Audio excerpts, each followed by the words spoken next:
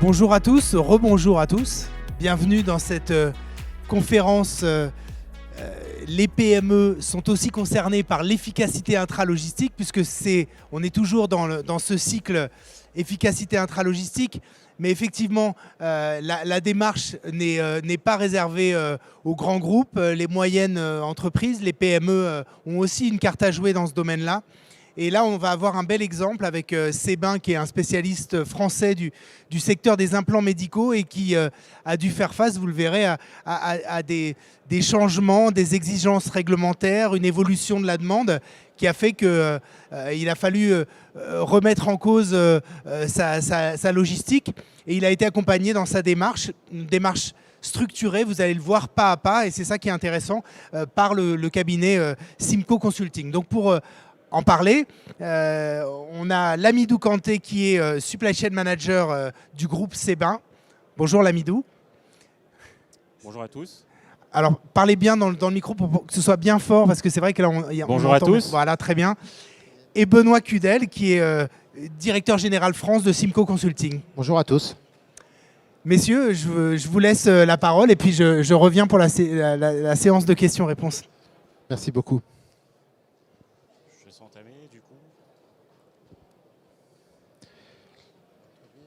Ouais, bah, je te laisse y aller. Ok, merci. Alors, on va vous présenter effectivement ce cas d'étude. Donc, merci à Lamidou de venir parler de ce projet. On va commencer par une présentation du groupe Sebin, une présentation ensuite de Simco Consulting. Et puis, on va vous présenter la démarche, côté client et côté cabinet. Et ce qui nous a permis, les différentes étapes qui nous ont permis d'arriver à un résultat, et un résultat plutôt positif, justement, par rapport à ces enjeux d'intralogistique. Dans un premier temps, je vous propose plutôt de faire une introduction effectivement sur le groupe Sebin. Et avant tout, je me présente, monsieur Lamidou Kanté, responsable supply chain au sein du groupe Sebin. Je vais en faire la présentation en quelques mots sans rentrer trop dans le détail parce que ce n'est pas forcément l'objet de la discussion du jour. Néanmoins, c'est quand même important qu'on resitue l'entreprise dans son contexte.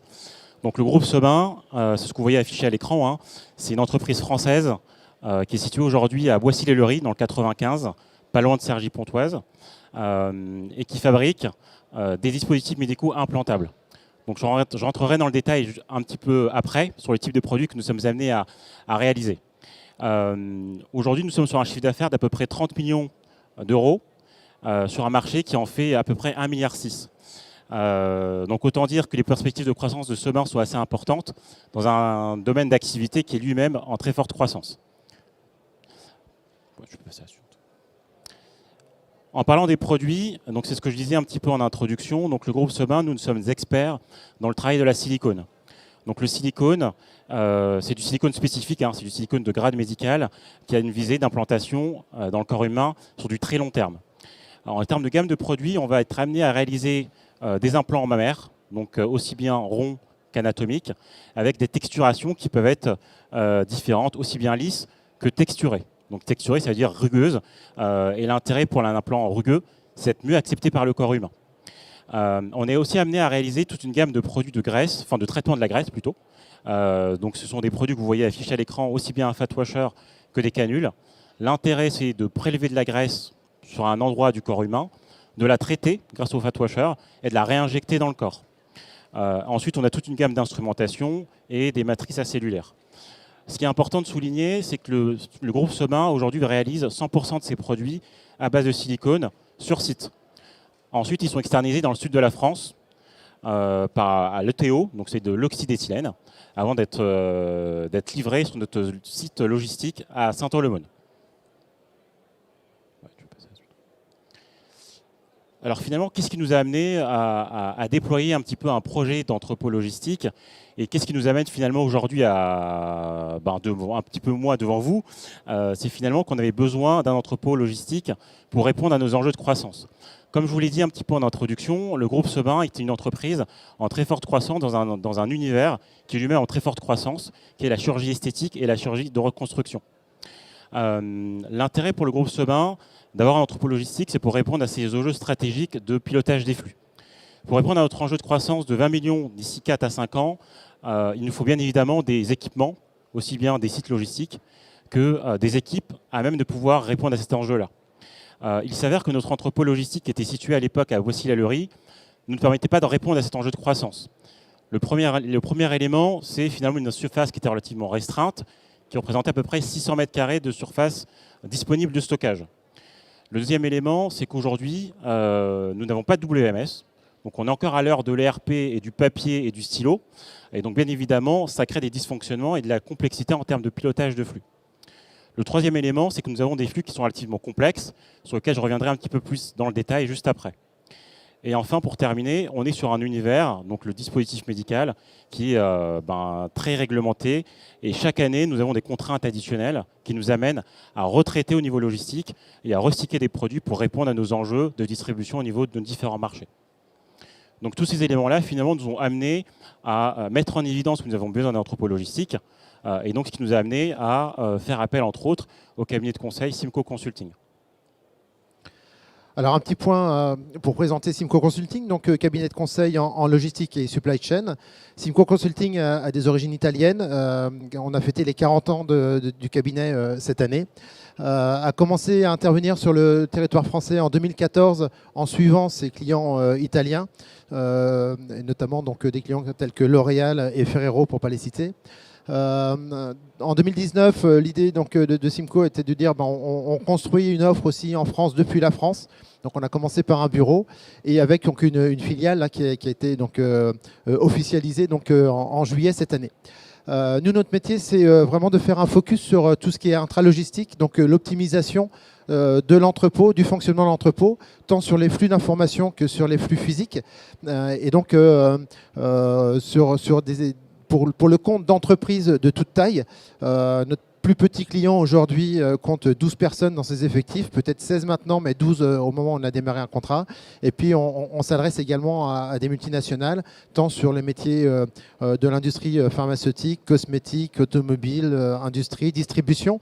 Donc on est présent partout et l'idée c'est qu'on puisse aller un peu mixer les différentes solutions qu'on retrouve dans les différents secteurs. Depuis 40 ans, on a traité 2400 projets, 600 clients, c'est le chiffre clé qu'on annonce. Et donc, on organise pour se faire connaître des webinaires, on participe à des salons, c'est comme ça qu'on s'est connus avec Sébastien.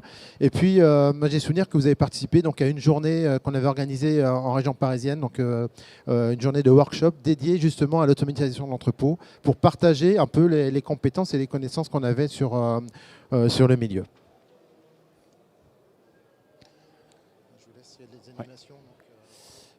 Pour poursuivre effectivement au niveau de la présentation de ce bain, et un petit peu comme je vous disais un petit peu en amont, on est sur une typologie de flux qui est relativement complexe de par le business dans lequel nous sommes amenés à évoluer. Donc comme je vous le disais, le groupe Seban aujourd'hui a un site, un entrepôt logistique qui est situé à Saint-Ouen-l'Aumône, et ce depuis le mois d'août de cette année. Il faut savoir que dans le contexte de distribution de nos dispositifs, on va dégager deux typologies de clients. Donc on a ce qu'on appelle le marché direct, où pour nous, nos clients, ça va être les cliniques et les hôpitaux. Et enfin, on va voir les clients que sont les filiales et les distributeurs. Donc ça, on va parler du grand export. À savoir, en termes de chiffres, pour être concret, au niveau des filiales, nous avons 5 filiales au niveau international, exclusivement situées en Europe, et l'équivalent d'à peu près 52 distributeurs au niveau international, comme vous l'avez vu au niveau de la carte. Au niveau de la typologie des flux, ce qui est important de souligner, et c'est là où on rentre dans la complexité, c'est que pour le marché direct, nous avons ce qu'on appelle 3 typologies de flux. Nous avons les dépôts provisoires, les dépôts permanents et les commandes classiques. Les deux premiers, ce sont ce qu'on appelle des prêts de dispositifs. C'est-à-dire qu'on va mettre à disposition pour le dépôt provisoire l'équivalent d'une dizaine d'implants à la disposition du chirurgien pour la réalisation d'une opération chirurgicale. Alors vous pourriez me dire pourquoi 10 implants ? C'est un peu comme la chaussure, c'est-à-dire qu'un implant mammaire ou un implant de testicule ou un implant de mollet, il est taillé. C'est-à-dire que c'est un volume qui est spécifique, qui va répondre à des enjeux de volume et de corps finalement d'une patiente. Dans ce contexte-là, lorsque le chirurgien réalise sa première consultation, il va dégager un volume cible, mais au cours de l'intervention chirurgicale, il peut très bien décider finalement de changer le volume et de mettre le volume au-dessus ou le volume en dessous. Une fois que l'intervention chirurgicale elle est réalisée, on va récupérer les produits qui n'ont pas été utilisés par le praticien. Donc on va avoir une reverse logistique, et c'est un flux qui est lui aussi très important. Pour le dépôt permanent, cette fois-ci, on va être sur un produit qui va être mis à disposition au niveau du chirurgien de manière permanente cette fois-ci.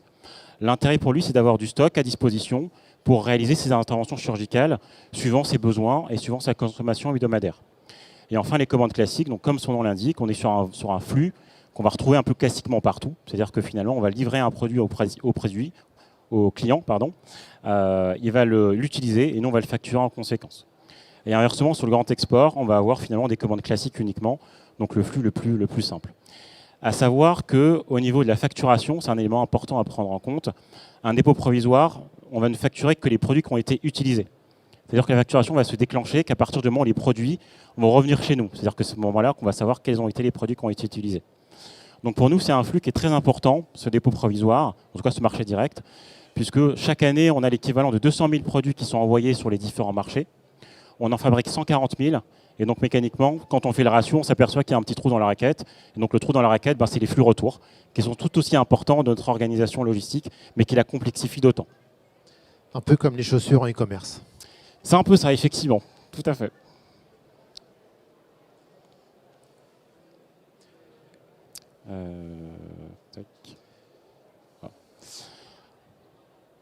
Finalement, un petit peu comme le disait Benoît, l'intérêt pour ce bain, au niveau de son entrepôt logistique, finalement, c'était accompagné par un cabinet de conseil, puisque bien évidemment, en interne, on n'a pas la compétence de ce type de projet. Et également, bien évidemment, on est dans une PME. Donc une PME, ça veut dire qu'à un moment donné, on a des ressources qui sont limitées. Et donc pour nous, il apparaissait opportun de faire appel à un cabinet pour nous aider dans cette démarche. Au niveau de la démarche, finalement, ce qui nous a amené dans un premier temps à faire appel à Simco, c'est qu'il fallait bien évidemment mettre en évidence nos flux actuels. Donc je vous parlais un petit peu de la complexité de nos flux, mais également la particularité de nos articles. Le premier point, effectivement, au niveau des articles, le groupe Sebain a l'équivalent de 1500 références articles au niveau de son portefeuille. Ces articles-là ont également des contraintes, que ce soit en termes de poids, de dimension, un peu comme partout, mais également de date de péremption. C'est-à-dire que pour un implant, effectivement, aussi étrange que cela puisse paraître, on a une date de péremption. C'est-à-dire que pendant 5 ans, un produit peut être utilisé. Au-delà de ces 5 ans, il ne peut plus l'être. Donc finalement, ça nous rajoute de la complexité qui est d'autant plus importante qu'on est aussi sur la logistique de reverse.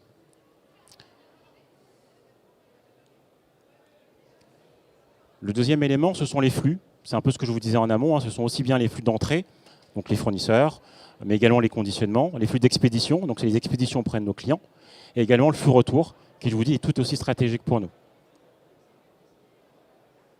Le troisième élément, ce sont les ressources. Finalement, quels sont les outils qu'on a à la disposition de Sebain à l'heure actuelle, aussi bien en termes d'outils informatiques que d'outils de manutention, mais également les effectifs. Et enfin, le dernier point, c'est le stock, c'est-à-dire que bien évidemment, à un moment donné, on va avoir un nombre de références qui vont être stockées. On va avoir une saisonnalité, une tendance, parce que bien évidemment, quand on fait une opération chirurgicale, c'est souvent, en termes de chirurgie, ou tout du moins esthétique, pour montrer ses attributs sur la plage. Donc bien évidemment, ça veut dire qu'on a une saisonnalité. Généralement, on va se faire opérer avant la période de l'été. Mais on a également une analyse de la rotation ABC, une analyse de la pertinence de nos stocks. Donc tous ces éléments-là, finalement, sont tout aussi importants en termes d'analyse. Donc on a transmis une période de référence à Simco qui était 2019. Et bien évidemment, après, l'objectif, c'est de pouvoir faire une projection, puisqu'on ne va pas faire un entrepôt qui répond qu'à l'enjeu du jour, mais on va faire un entrepôt qui va répondre aux enjeux de demain. C'est effectivement un des points forts de notre méthode, c'est qu'on commence par cette analyse, cette étude de faisabilité. Donc on est très exigeant vis-à-vis de nos clients, et certains de nos clients en souffrent d'ailleurs, puisqu'on va demander énormément de données qu'on va traiter.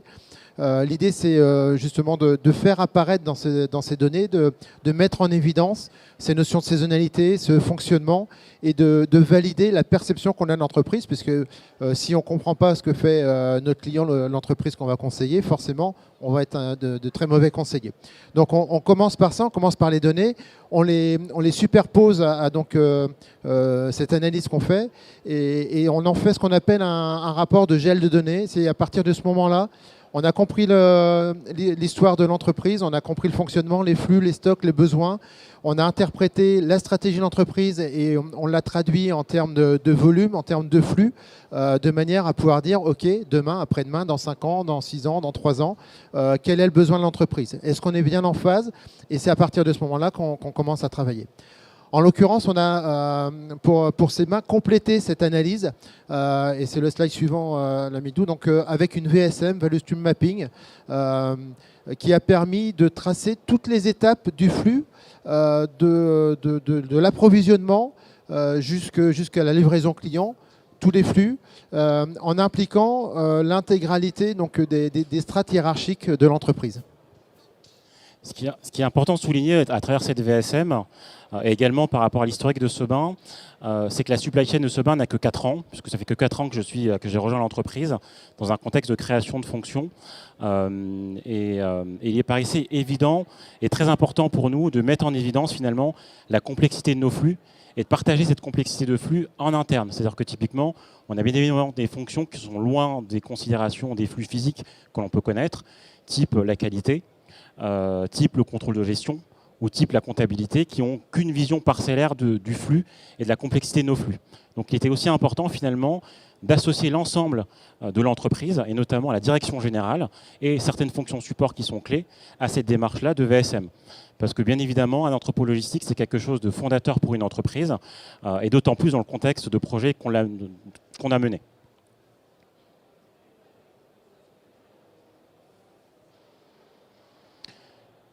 Au niveau de l'intervention de Simco, ce qui était très intéressant, et d'où l'intérêt également de faire appel à un cabinet de conseil, j'ai envie de dire, c'est que pour nous, l'intérêt était d'avoir des propositions de solutions alternatives. C'est-à-dire qu'avoir une proposition classique, j'ai envie de dire, d'entrepôt avec des étagères et potentiellement un WMS, en tant que tel, Sebin aurait pu le faire seul finalement. Il n'empêche qu'on avait besoin également de savoir et de voir un petit peu ce qui existait sur le marché et quelles pouvaient être les autres solutions alternatives qui seraient potentiellement à la portée de Sebin et qui permettaient de répondre à nos enjeux. Parmi ces solutions, bien évidemment, la première, c'est la version traditionnelle, donc le Mans to Goods. Donc il s'agit finalement pour un opérateur de se rendre sur une étagère et de prélever des dispositifs. Inversement, ce que Simco a mis en évidence, c'est qu'on avait également la possibilité de pouvoir disposer de certains autres types de technologies. Donc plutôt de parler de goods to man, c'est-à-dire que cette fois-ci, ce sont les produits qui se rendent jusqu'au préparateur de commande. Parmi ces solutions, 2 se sont un petit peu dégagées. La première, les étagères mobiles, et la seconde, le magasin rotatif. Alors ces solutions, effectivement, Goodsuman, on est venu les proposer dans le cadre d'un projet, dans le cadre d'un entrepôt qui avait été défini et localisé par le groupe Sebin. Et nous, donc, on a travaillé à la fois donc, en reprenant ces flux, ce gel de données, cet objectif, puisque il faut qu'on puisse stocker tous les produits, il faut qu'on puisse les entrer et les sortir de manière correcte, et il faut que ça puisse rentrer dans ce qu'on appelle un cadre de référence, en l'occurrence dans la boîte entrepôt qu'avait défini donc Lamidou et ses équipes. Avec un point important aussi, c'est qu'il nous semblait important à ce stade de l'étape d'introduire cette notion de WMS, et on verra plus tard qu'on peut peut-être échapper à cette obligation. Voilà, l'idée c'était vraiment de proposer à travers donc, cette étude, à travers donc, avantages, inconvénients de chaque solution par rapport à un critère donc, de difficulté ou non, ou de facilité au contraire donc, de mise en œuvre de la solution, par rapport à la densification du stockage, par rapport à l'impact sur les effectifs aussi, puisque qui dit investissement de départ dit aussi donc, effectif en face au quotidien pour gérer les flux, les entrées et les sorties, et des contraintes, puisque tous les produits doivent sortir par rapport aux commandes. Et prise en compte également donc, de tous les points sensibles qu'on avait décrits et vus dans la VSM, à travers notamment la partie flux d'informations. L'autre point que je pourrais rajouter par rapport à ces éléments-là, c'est que finalement, on avait déjà commencé Simco avait déjà commencé à mettre un petit peu en évidence les technologies qui étaient possibles et envisageables pour Sebin. C'est-à-dire que typiquement, pour être complètement honnête, lorsqu'on lance un type de projet tel que celui-ci, qu'on est une PME, on a souvent tendance à se dire, finalement, aujourd'hui, on n'a pas de WMS, on va mettre un WMS en place, il va répondre à toutes nos problématiques. Sauf qu'en fait, en partant de ce principe-là, certes, ça répondait à des enjeux, mais finalement, on se rendait compte qu'avec d'autres typologies de technologies, elles permettaient de répondre à des enjeux qu'on aurait potentiellement pour demain. Et donc, c'était tout là, finalement, l'enjeu et l'importance de mener ce projet-là.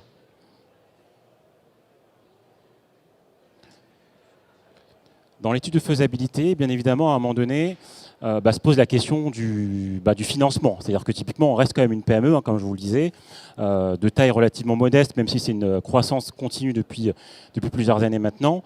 Et chaque investissement qui est réalisé, c'est un investissement qu'on ne fait pas ailleurs. C'est-à-dire que finalement, il faut bien le réfléchir et il faut qu'il soit bien, on va dire, argumenté.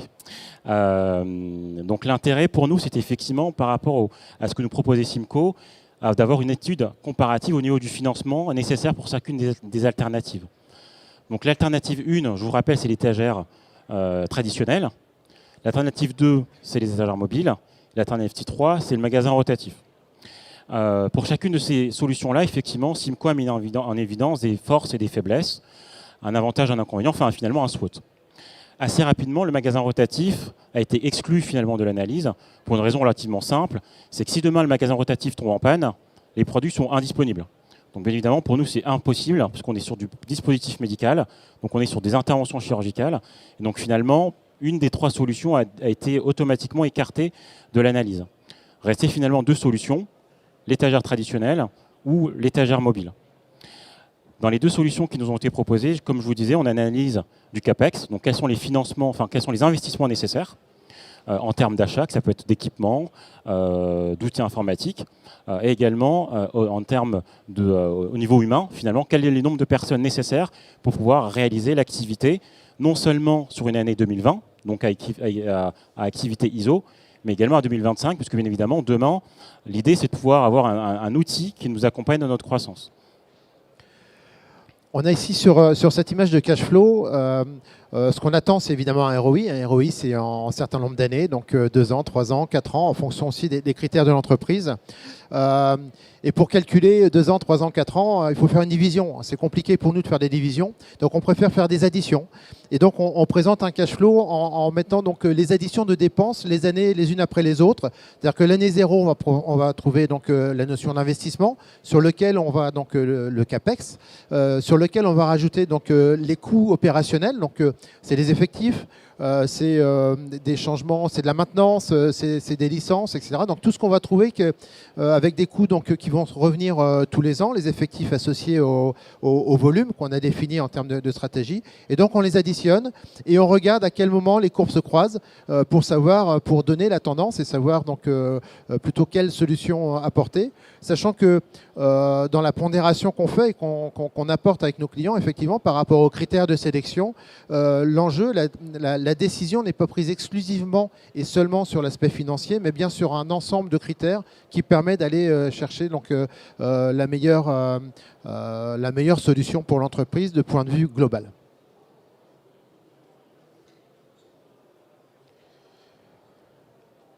La phase d'après, une fois que le client sélectionne donc le scénario, on le creuse, on appelle, donc on va faire un projet détail, on valide les points peut-être d'incertitude parce que dans une étude de faisabilité, c'est dur d'aller vraiment jusqu'au bout, très détaillé, ça coûterait un peu cher donc de tout détailler vraiment. Donc on valide qu'on va bien vers cette solution-là et puis on entre dans une phase d'appel d'offres, de relations fournisseurs, ce qui nous permet donc d'obtenir des offres qu'on va déchiffrer, aussi bien sur l'aspect réponse fonctionnelle que sur l'aspect réponse enjeu financier. En l'occurrence, ici, on a validé les estimations qu'on avait pu faire sur le slide précédent et qui étaient constituées donc, des expériences et des abacs dont bénéficie donc, le cabinet, donc Simco. Et puis derrière, donc, on apporte, j'allais dire, le résultat, le fruit de cet appel d'offres qui aura été constitué en termes de cahier des charges par toutes les spécificités qu'on aura pu déceler pendant l'étude. Et donc, on amène les résultats donc, à nos clients. Et en l'occurrence, ici, on l'a complété par une visite de site de l'offreur de solutions. Effectivement, pour nous, l'intérêt, au-delà d'avoir une présentation de cash flow, d'avoir une présentation marketing d'une organisation, c'était aussi de la compléter par du concret. Quand je dis du concret, c'est-à-dire qu'il s'agissait pour nous de se rendre sur un site où était mise à disposition cette technologie-là et de l'avoir finalement dans son exécution au quotidien et de pouvoir également discuter avec les opérationnels. Parce que comme je dis encore une fois, et j'insiste beaucoup là-dessus, bien évidemment, une PME, ce n'est pas une grosse structure, donc les financements sont très importants, et donc bien évidemment, il faut bien les réfléchir. Donc pour bien réfléchir, il faut aller jusqu'au bout de la démarche. Et donc il s'agit pour nous de vérifier sur le terrain de la cohérence finalement de la solution qui nous est proposée par le cabinet. Pour être complètement honnête, c'est vrai que de prime abord, lorsqu'on a eu des premiers échanges avec le cabinet, c'était juste un petit peu illusoire pour nous de faire, par exemple, d'avoir des étagères mobiles. C'est-à-dire que typiquement, on part du principe de se dire que c'est pour de l'Amazon, pour du Decathlon, pour du Monoprix, mais certainement pas pour un groupe Sebin qui fait que 30 millions de chiffre d'affaires. Et en fait, l'intérêt, c'était aussi de pouvoir mettre en évidence que finalement on se trompait et que ces technologies-là, bien au contraire, sont aussi à la portée finalement des petites structures qui peuvent elles aussi avoir des contraintes et aussi des intérêts à les mettre en évidence. J'ai souvenir de la réaction de Lamidou et de Gaël, donc directeur industriel chez Sebin, de prendre connaissance donc des solutions qu'on apportait, notre étude de faisabilité, et de dire non, mais là vous vous trompez, c'est pas possible qu'on passe de cet effectif actuel jusqu'à l'effectif futur avec les étagères mobiles. Et on a mis du temps à les convaincre sur le fait que, avec donc, ce système donc, de goods to man, on n'a plus de déplacement d'opérateurs, donc on supprime quand même un temps sans valeur ajoutée quelque part, donc assez fort. Et j'espère que maintenant vous êtes convaincus après avoir fait la visite sur l'effectif cible. On verra après la mise en œuvre si on est bien en phase, mais je pense que c'est un point qui était important donc d'aller convaincre en disant ici effectif entre guillemets garanti par rapport à la solution. Juste une petite parenthèse que j'ai ouvert tout à l'heure, donc sur l'aspect WMS, effectivement, il nous semblait au départ, nous aussi, cabinet de conseil, et c'est un des points forts qu'on développait, de dire maintenant il faut passer par le WMS, Warehouse Management System, système de gestion d'entrepôt, parce que vous êtes aujourd'hui en manuel, parce qu'il y a des notions de durée de vie des produits, parce qu'il y a des notions de numéro de série, de traçabilité, la gestion des retours, l'optimisation de la densification de stockage. Il se fait que dans la configuration Sebin, l'ensemble des produits vont entrer dans le cadre d'étagères mobiles. Ce qui est très rare dans nos activités, c'est qu'on peut avoir de la préparation et du stockage traditionnel et puis une partie d'étagères mobiles à côté. Et auquel cas, il faut qu'on gère les deux. Et donc, il faut tout consolider et gérer par un WMS puisque le RP dont vous disposez aujourd'hui n'a pas ce module WM. Et comme donc l'intégralité à un article près va rentrer donc dans cet environnement d'étagère mobile, l'idée c'est de creuser et de dire, et c'est la toute dernière validation qu'on est en train de faire, et je pense qu'à quelques semaines près on aurait presque pu, vous auriez pu signer un contrat avec un fournisseur pendant le salon. Donc on peut se passer de cette brique WMS et on est en train de valider le fait de pouvoir connecter directement l'ERP avec le WCS, donc des étagères mobiles, ce qui vient améliorer encore le ROI projeté. Effectivement, et je rajouterai un dernier point effectivement par rapport à l'intérêt de la solution. On n'a pas forcément beaucoup parlé, mais l'intérêt également, en tout cas c'est une promesse marketing qui est mise en avant, c'est que bien évidemment avoir des étagères mobiles, c'est aussi du foncier en moins à aller chercher demain. C'est-à-dire que typiquement, on parle d'une économie de surface de stockage de 30%. Et pour nous, bien évidemment, ça veut dire que demain, on est capable de stocker 30% de produits en plus qu'on aurait pu le faire dans une autre organisation. Et donc ça, pour nous, c'est évidemment un plus. Ça nous permet finalement de voir un peu plus sereinement l'avenir en termes de capacité de stockage. Et je conclurai par dire qu'on a la prétention d'être des spécialistes de la supply chain et qu'il est 15h45 bientôt, et qu'on rend la main pour les questions-réponses. Merci, je crois qu'on peut vous applaudir pour la prouesse, déjà. Merci. Non, et c'est bien parce qu'on touche du doigt aussi quand même la méthode, parce que là, vous avez vraiment bien détaillé aussi la méthode pas à pas, et c'est du concret. Merci pour ça aussi, parce qu'on comprend mieux comment on s'y prend. Moi, j'aurais voulu savoir le début de l'histoire quand même. Vous vous êtes finalement rencontrés lors d'un workshop, c'est ça? Vous aviez organisé un workshop sur le sujet? C'était quoi le... Alors, la toute première rencontre où on s'est loupé d'ailleurs, c'était plutôt sur un salon un peu concurrent, on va dire, de business dating. Voilà, mais l'organisateur ne nous avait pas qualifiés. Il n'avait pas prévu qu'on se rencontre à ce salon. Et donc, moi, ce que j'ai fait, c'est que puisqu'on ne s'est pas vu, on peut peut-être faire connaissance ultérieurement, parce qu'on avait les coordonnées. Donc, on est rentré en contact comme ça. Et quelques semaines après, on organisait, effectivement, on a organisé un événement sur Paris. Donc, un workshop où on a invité, c'est 70 clients, enfin 70 prospects potentiels, 70 personnes qui ont participé à cette journée, qui était sur la thématique automatisation de l'entrepôt, où on déployait vraiment toute notre méthodologie et on passait en revue toutes les technologies avec avantages, inconvénients, applications, etc., de manière à pouvoir sensibiliser et puis chercher des intérêts chez les participants qui pourraient venir derrière nous confier une étude. Voilà, c'était un workshop purement marketing, mais qui a fonctionné avec Sébin. Ok. Est-ce que vous avez des questions à poser à Lamidou et à Benoît sur la manière. Il y a aussi, moi j'ai une question aussi sur la démarche value stream mapping. C'est connu, mais est-ce que ça fait mal? Est-ce que c'est long à faire? Ou bien finalement on arrive à avoir. Vous disiez, vous êtes arrivé vous depuis 4 ans, vous avez mis en place la direction supply chain.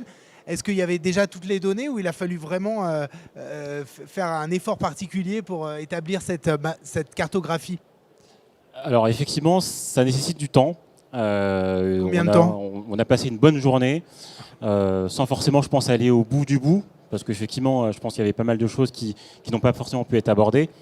Il n'empêche qu'effectivement, la journée qu'on a passée et consacrée à cette VSM a permis effectivement de dégrossir déjà la majeure partie de nos flux et la complexité de nos flux, et surtout pouvoir la partager en interne également, parce que c'était aussi ça l'intérêt, c'était vraiment de pouvoir associer l'ensemble de l'entreprise à ce projet-là et de le rendre vraiment un projet comme étant quelque chose de fondateur.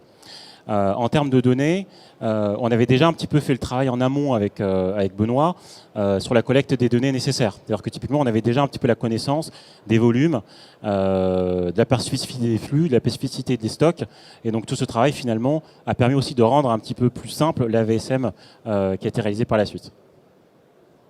Ok.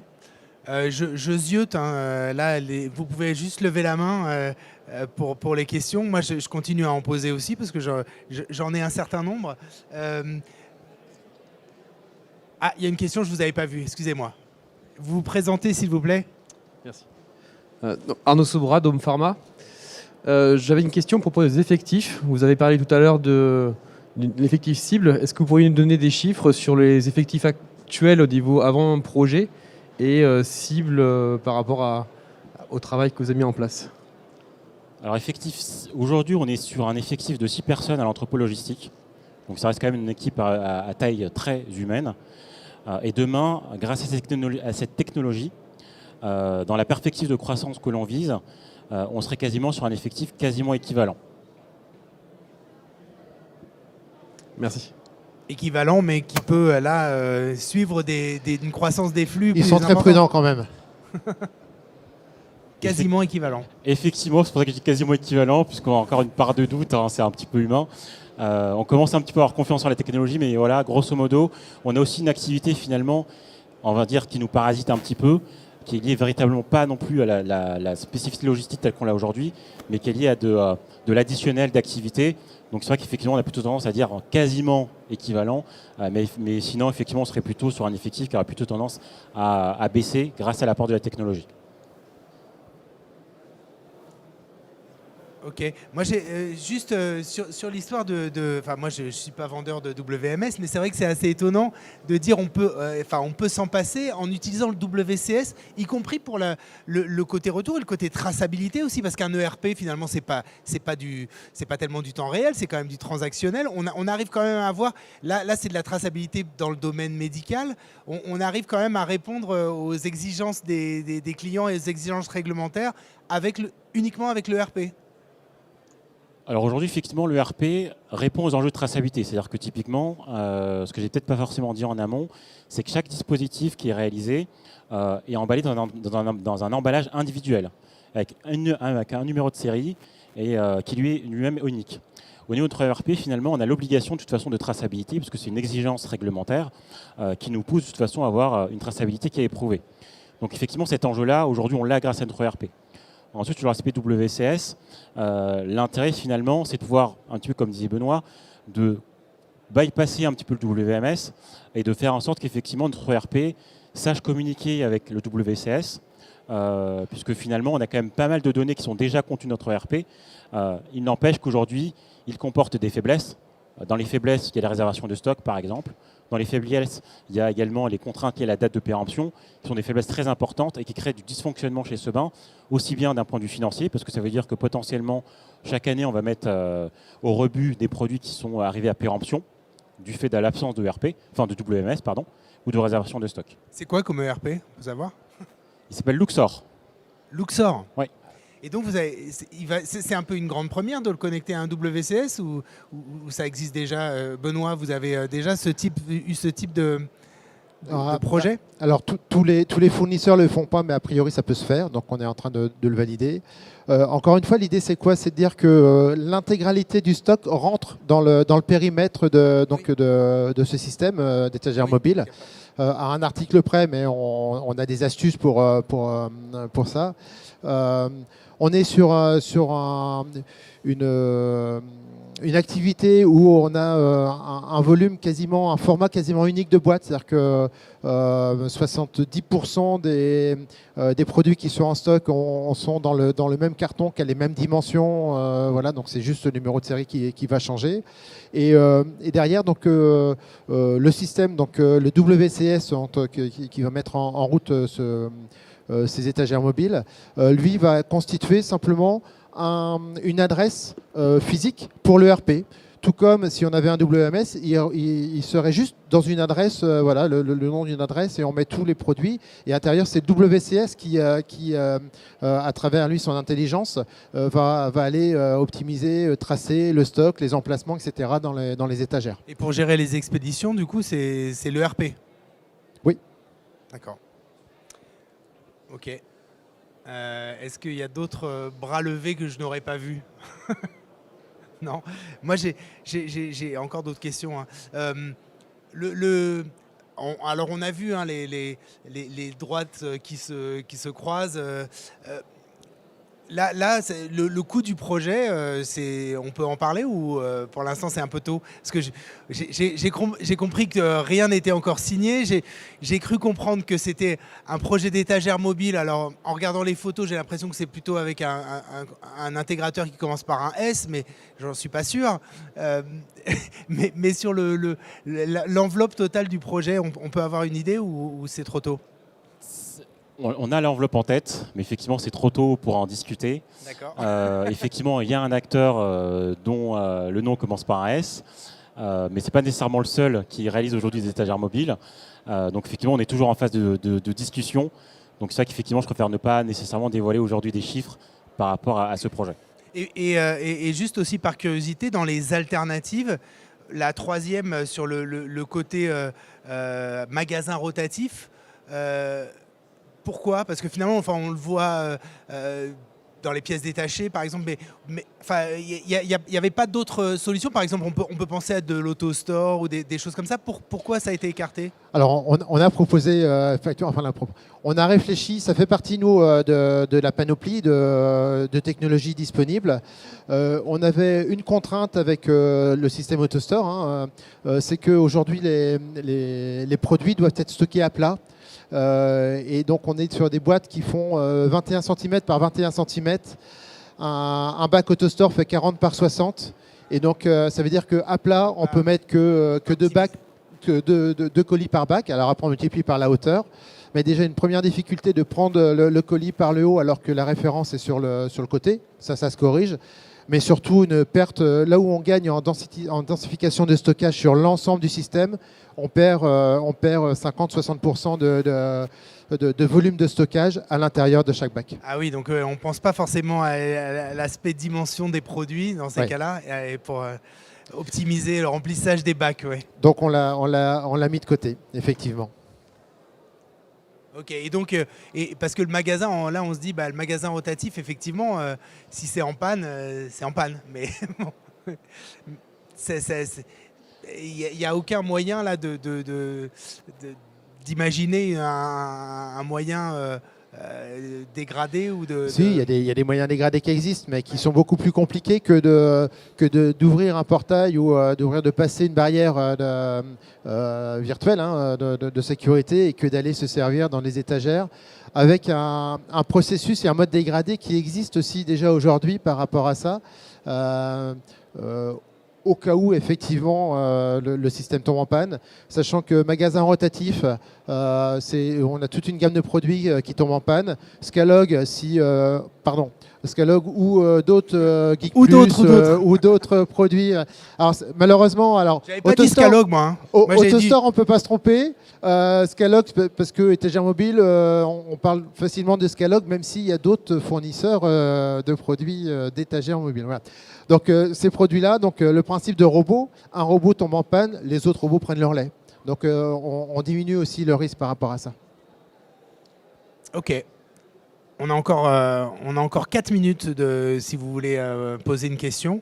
Après, ce sera trop tard. Vous allez le regretter, c'est dommage. Et Jean-Luc n'a pas sa guitare pour combler les 4 dernières minutes. Non, pas sur Supply Chain Event. Juste sur l'entrepôt, c'est-à-dire vous aviez, là dans le cheminement de votre projet, vous aviez déjà en tête l'entrepôt avant de contacter Simco Consulting, ou bien c'était dans le cadre d'un d'un projet un peu global, vous ne saviez pas encore même éventuellement la localisation de l'entrepôt? Alors effectivement, au tout début du projet, nous n'avions pas forcément de localisation définie. On a eu une opportunité qui s'est dégagée à proximité de notre usine de fabrication. Et donc effectivement, c'est dans ce cadre-là également qu'on a fait appel à Simco, en demandant de nous faire une proposition d'implantation sur le site qu'on avait identifié. Pour différentes raisons, finalement, ça ne s'est pas fait. Et donc, on a opté pour un nouveau site qui est cette fois-ci à Saint-An-le-Maune, sur lequel, effectivement, aujourd'hui, on est déjà installé. Et donc, on a demandé à Simco, finalement, de travailler cette fois-ci sur le site dans lequel on est à l'heure actuelle. Un point peut-être qu'on a zappé pendant la présentation, c'est qu'une des premières réflexions qu'on a eues avec Sébin, c'est qu'ils nous ont posé la question à savoir, mais est-ce qu'il faut qu'on garde cet entrepôt ou est-ce qu'on doit l'externaliser ? Et alors c'est un point qu'on a évacué relativement rapidement, puisqu'il s'est avéré que la préparation, la distribution des produits était vraiment un élément stratégique pour Sébin. Donc on a écarté l'option externalisation, mais c'était une vraie question au départ et c'était une vraie alternative également. Oui, parce que on voit des spécificités, vous avez évoqué sur les différents canaux, et notamment pour les cliniques. Et il y a une espèce de... vous gérez comme des stocks déportés, en fait, c'est ça? Parce que vous les récupérez ou pas d'ailleurs, mais c'est des stocks qui vous appartiennent chez les clients? Effectivement, en termes de flux, comme je le montrais, on a 3 typologies de flux, notamment sur le marché direct, où effectivement le dispositif est toujours la responsabilité de Sebin dès lors qu'il n'est pas facturé au client. C'est-à-dire que typiquement, que ce soit sur le dépôt provisoire ou le dépôt permanent, ce sont des produits qui nous appartiennent et qui à un moment donné vont soit être facturés, soit vont mécaniquement revenir chez nous. Donc on a aussi de la complexité avec du flux à gérer finalement chez nos clients également. Et vous pourriez, alors là on est complètement dans la science-fiction, mais puisqu'on parle d'omnicanal, d'OMS, etc., vous pourriez envisager de vous dire, là on l'a pas forcément cette pièce-là dans l'entrepôt, mais on sait qu'on l'a chez un client qui ne l'utilise pas, ou bien ça c'est pas envisageable parce que justement la clinique doit avoir à sa disposition tous les modèles que vous lui Alors proposez. c'est pas du tout de la science-fiction, pour le coup c'est ce qu'on est amené à faire aujourd'hui. C'est-à-dire que typiquement, on est capable on doit avoir la responsabilité de notre traçabilité, ce qui nous amène à savoir exactement où se situent nos dispositifs. Donc aujourd'hui, si on a une intervention chirurgicale qui est déjà passée depuis plusieurs jours et que nos produits ne sont toujours pas venus après la date d'intervention, on va mécaniquement contacter le client pour récupérer nos dispositifs. Et dans le cadre d'urgence, c'est-à-dire que si typiquement on a une rupture de stock, on peut également intervenir auprès du client pour lui demander de nous organiser un retour pour pouvoir réexpédier le produit auprès d'un autre établissement. Tout ça, vous le faites à partir de votre ERP? Exactement.